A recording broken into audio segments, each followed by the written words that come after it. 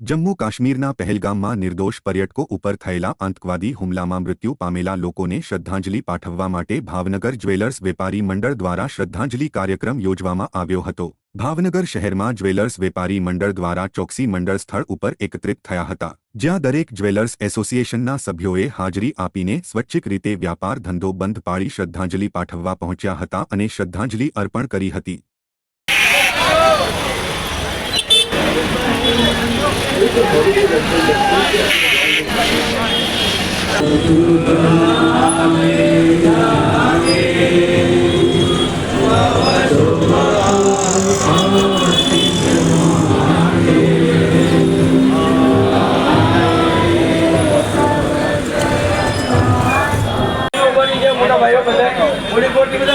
line में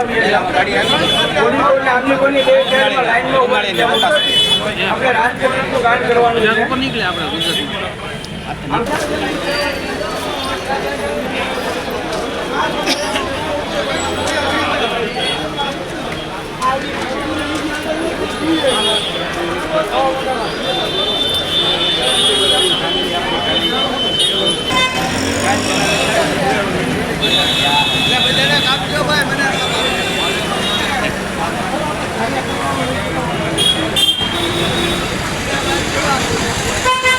प्रार्थना जांजरिया हनुमानजी महाराज ने संपूर्ण प्रार्थना के आप जितना जिला लोग 26 जना है जो लीडर में मारी लेके आने